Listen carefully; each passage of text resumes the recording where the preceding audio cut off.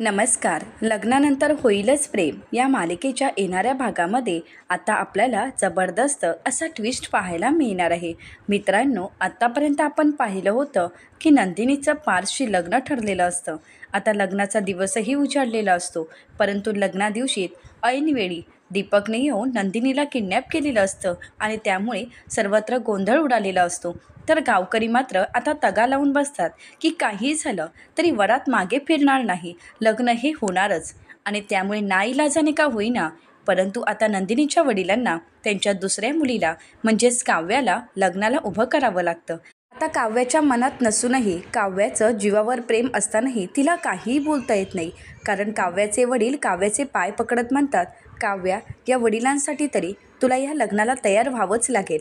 आता आपल्या वडिलांच्या समोर काव्या काहीच बोलू शकत नसते आणि म्हणूनच नाईलाजास्तव काव्याला लग्नाला बसावं लागतं.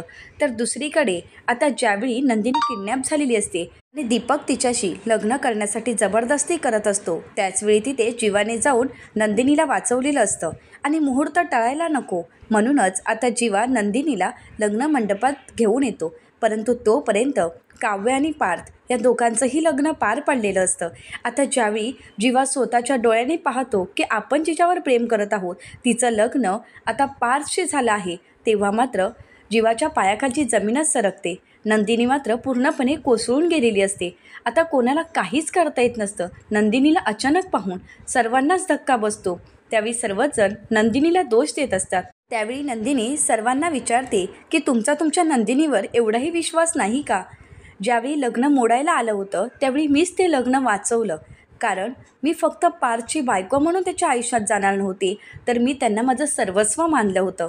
आजही मी पार्थला माझं सर्वस्व मानत आहे. जरी आम्हा दोघांचं लग्न झालं नाही तरीसुद्धा मनाने मी त्यांचीच झाले होते.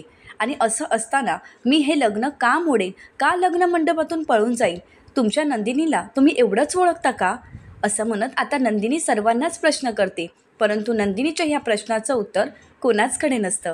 आता घडलेला सर्व प्रकार नंदिनीचे वडील म्हणजेच धनंजयराव नंदिनीला सांगू लागतात. त्यावेळी नंदिनी पार्थला प्रश्न करत म्हणते, तुमचाही विश्वास नव्हता का माझ्यावर? परंतु पार्थ मात्र शांतच होतो, कारण जो काही घडलेला प्रसंग असतो त्यामुळे पार्थ पूर्णपणे कोसळून गेलेला असतो. आता पार्थला काय करावं काहीच कळत नसतं. एकीकडे नंदिनी तर दुसरीकडे काव्याशी लग्न झालेलं असतं. आता काव्या रागारागाने रूममध्ये जाते आणि गळ्यातील हार फेकून देत म्हणते, नाही, मला हे मान्यच नाही. परंतु त्याचवेळी आजी येते आणि काव्याच्या कानाखाली मारत म्हणते, काव्या, तुला कळतंय का, तुझं लग्न झालं आहे? काव्या म्हणते, हे लग्नच मला मंजूर नाही आहे. आता नंदिनीताई आली आहे ना, मग द्या तिचं आणि जिजूंचं लग्न लावून. त्याचवेळी काव्याला मामी म्हणते, नाही काव्या, आता तू पार्थची बायको आहेस, पार्थ देशमुख यांची बायको झाली आहेस. तरीहीसुद्धा काव्या हे लग्न मानायला तयारच नसते. काव्या मंगळसूत्र काढणार, परंतु त्याचवेळी शारदाताई म्हणजेच काव्याची आई आता काव्याला म्हणू लागते, काव्या, खबरदार, हे मंगळसूत्र तू जर गळ्यातून काढलं तर तुझे बाबाच नाही, त्यांचाच जीव जाणार नाही तर माझाही जीव जाईल. आता आईवडिलांच्या प्रेमापोटी आणि काळजीपोटी काव्या ते मंगळसूत्र काढत नाही. तर त्यानंतर आता काव्य जीवाला समजावण्याचा प्रयत्न करते आणि म्हणू लागते, जीवा, प्लीज माझं ऐकून घे, हे लग्न मलाही मान्य नाही. त्यावेळी जीवा काव्याला म्हणतो, लग्न मान्य नाही ना, मग काढ ते मंगळसूत्र. त्यावेळी जीवा काव्याच्या मंगळसूत्राला हात लावतो, परंतु त्याचवेळी काव्याला तिच्या आईचं बोलणं आठवतं आणि म्हणूनच काव्या मंगळसूत्र काढू देत नाही. आता काव्या ज्यावेळी मंगळसूत्र काढू देत नाही तेव्हा मात्र जीवाच्या मनामध्ये गैरसमज निर्माण होतो. आपण जिच्यावर प्रेम केलं ती व्यक्ती आता ज्यावेळी दुसऱ्याची झाली, हा विचारच जीवाला पटत नसतो. जीवाला त्याचा खूप त्रास होत असतो आणि एकीकडे आता काव्या मंगळसूत्र काढायलाही तयार नसते.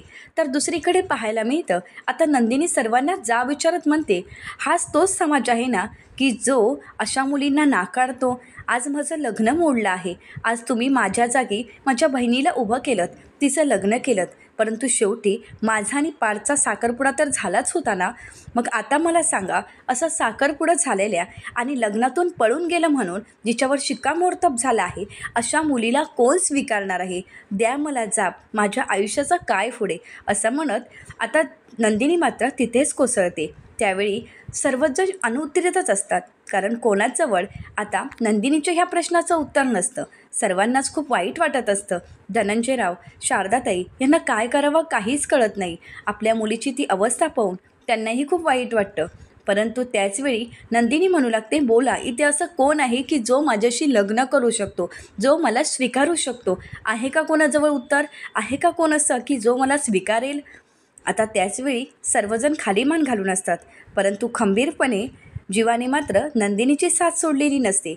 आता जीवा पुढे येतो आणि नंदिनीच्या डोक्यावर हात ठेवतो. त्यावेळी नंदिनी पाहते तर तो जीवा असतो. तर आता नंदिनी म्हणते, जीवा? तर नंदिनीला जीवा म्हणतो की हो नंदिनी, तू काळजी करू नकोस, आता तुझ्यासोबत मी लग्न करणार आहे. आता हे ऐकल्यानंतर तिथे असणाऱ्या सर्वांनाच धक्का बसतो. तर जीवा विचारतो, का? तुम्हा सगळ्यांना धक्का का बसलाय? ज्यावेळी तुम्ही काव्याचं पार्थशी लग्न लावून दिलं त्यावेळी तुम्हाला धक्का बसला नव्हता का? त्यावेळी तुम्हाला हे सगळं काही विचित्र वाटत नव्हतं का? सर्वच जण जीवाला म्हणतात, जीवा तू हे काय करतोयस? जीवा म्हणत असतो, मी योग्य आहे तेच करत आहे. आज नंदिनीवर अन्याय झाला आहे तो फक्त आपल्यामुळे झाला आहे. आपण सर्वांनी नंदिनीवर अन्याय केला आहे. नंदिनीने पार्थवर अगदी मनापासून विश्वास ठेवला होता. तुम्हा सर्वांचाच नंदिनीवर विश्वास असायला हवा होता, परंतु नाही, तुम्ही कोणीही नंदिनीवर विश्वास ठेवला नाही. आज नंदिनी किडनॅप झाली. आज तिला मी सोडून आणले आहे. ती ज्या परिस्थितीतून गेली आहे ती परिस्थिती मी पाहिली आहे. आज नंदिनीचे झालेले हाल मी स्वतःच्या डोळ्यांनी पाहिले आहेत. आणि तिने या लग्नासाठी जी काही तडजोड केली, जी काही मेहनत होती ती मी स्वतःहून पाहिली आहे. नंदिनीने अगदी मनापासून प्रेम केलं होतं आणि अगदी मनापासून हे लग्नाला तयार होती.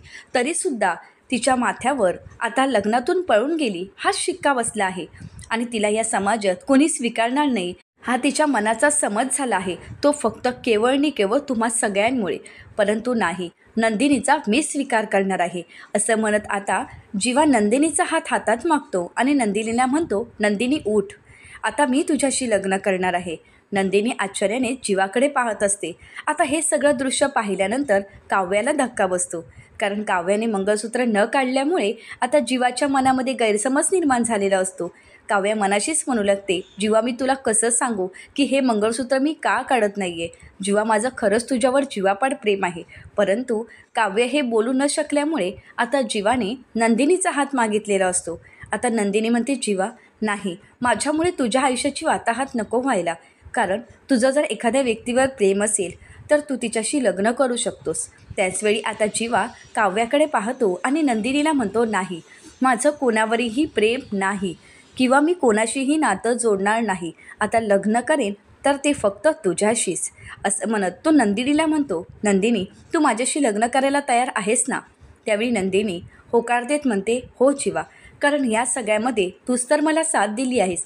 ज्यावेळी दीपकने मला किडनॅप केलं होतं, त्याने माझ्याशी लग्न करण्याचा प्रयत्न केला होतास, त्यावेळी त्या परिस्थितीतून तूच मला सोडवलं आहेस. अशा या सगळ्या अग्निपरीक्षेतून तू मला बाहेर काढलं आहेस आणि म्हणूनच मी आज तुझ्यासोबत लग्न करायला तयार आहे. कारण तूच तर मला साथ दिली आहेस आणि तीच साथ मला तुला आयुष्यभर द्यायची आहे. असं म्हणत आता नंदिनी जीवाच्या हातावर हात ठेवते आणि जीवासोबत लग्न करायला तयार होते. इकडे पार्थ आणि काव्य यांचं लग्न पार पाडलेलं असतं. आता त्याच मंडपात आता जीवा नंदिनीला घेतो आणि तिच्या भांगेमध्ये कुंकू लावत तिच्यासोबत 7 फेरे घेत आपल्या नावाचं मंगळसूत्र नंदिनीच्या गळ्यात घालत नंदिनीला आपली पत्नी बनवलेलं असतं. त्यानंतर नंदिनी आणि जीवा सर्वांचे आशीर्वाद घेतात. परंतु हे दृश्य पाहून काव्याला खूप त्रास होत असतो. या सगळ्याला आता काव्या आपल्या बहिणीला जबाबदार धरेल का?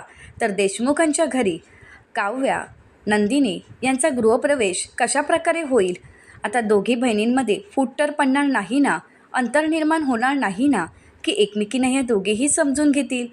आता काव्या आणि पार्थ, नंदिनी आणि जीवा यांचा संसार सुखाने तर होईल ना? की अजून काही विघ्न असेल? हे पाहणं अतिशय रंजक ठरणार आहे. अशाच मालिकांचे नवनवीन अपडेट पाहण्यासाठी चॅनलला नक्कीच सबस्क्राईब करा.